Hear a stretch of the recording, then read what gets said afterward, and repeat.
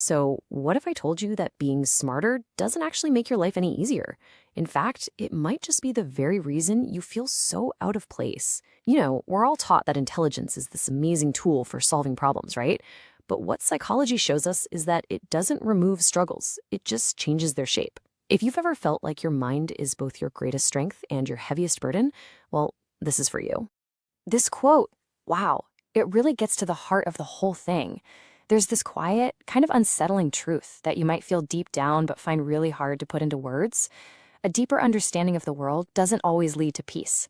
A lot of the time, it just leads to this profound and very personal feeling of disconnection. And that feeling of disconnection, it creates a very specific kind of loneliness. I want you to picture this. You're in a room full of people, you're even part of the conversation, but you feel completely on the outside looking in. This isn't about social rejection. Nope. We're talking about something way deeper here, cognitive isolation.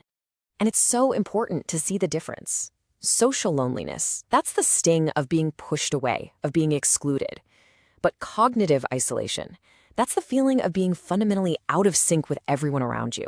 It's the pain of not finding that mental resonance, that little click, because your thoughts are just moving at a different speed or digging into layers that other people don't even seem to see. And this is the key thing to remember. This feeling doesn't make you antisocial. You don't dislike people. It's just that your ideas are often so layered, so complex, that translating them into casual conversation is, well, it's exhausting. And after a while, that sheer effort of trying to simplify your own inner world feels way more draining than just staying quiet. So why does this happen? Well, let me be clear. It is not a personality flaw. The real root cause is a fundamental difference in how your brain processes reality itself. It's not about what you're thinking, it's all about how you're thinking. I love this metaphor because it's just so perfect. Think of your mind as a high-performance engine. Now, most people run just fine on the regular fuel of, social trends and standard life paths. But your engine, it craves that high-octane stuff. Complex ideas, new challenges, deep, meaningful conversations. And when it's forced to run on anything less, it just sputters and stalls out. And this links directly to your brain chemistry. When your mind processes information too easily, like in repetitive jobs or super shallow conversations, it stops getting that little hit of dopamine. And without that chemical kick of motivation, you experience what feels like just profound boredom. I mean, think about it. How do you feel after a day of mind-numbing work versus a day spent cracking a really tough new problem? Yeah, that's the dopamine difference. This unique way your brain is wired, it doesn't just make you bored more easily, it fundamentally reshapes your entire experience of the world. And it creates a very, very specific set of challenges. How many of these sound familiar? I mean, your mind is basically a machine that's built for continuous analysis, right? You get bored incredibly fast.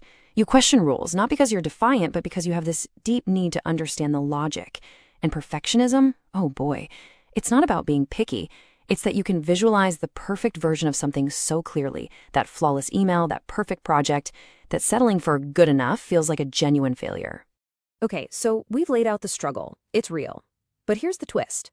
What if this isn't a struggle at all? What if all this stuff, the quietness, the overthinking, the need for solitude, what if it's actually your greatest superpower? Now, let's really think about that for a second. What if your preference for being alone isn't a bug, but a feature? While a lot of people are terrified of silence and just rush to fill it with noise, you use it for deep processing, for reflection, for creativity. It's not an escape, it's your training ground. And one of your greatest skills is what I call the pause. In psychology, they call it cognitive inhibition.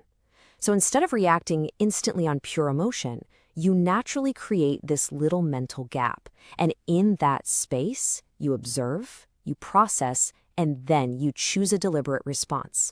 That is not coldness. That is high-level mental control. This is so, so important to get. Your quiet, deliberate nature isn't weakness. Not at all. It is emotional efficiency. You've learned, maybe without even realizing it, to preserve your incredible mental energy only for the things that truly matter, for the problems where you can actually make a real impact. So what does this all mean for you? How do you take all this mental depth and embrace it without getting completely lost in it? This quote just says it all, doesn't it? The goal was never an easy life. The very nature of your mind is to experience a deeper one. It intensifies your awareness of literally everything, every responsibility, every consequence, every joy. And yeah, that depth comes with some weight, but it also comes with a richness that, frankly, others may never know. So please, if you take one thing away from this, let it be this. You are not broken. You are not difficult or too much. Your mind simply operates at a frequency that is rare. And if you find yourself alone, please understand that this is often just the cost of that depth.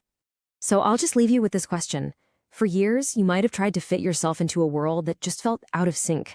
But how would your life change if you stopped seeing your nature as a problem that needs to be fixed and instead started seeing it as a powerful tool that needs to be mastered?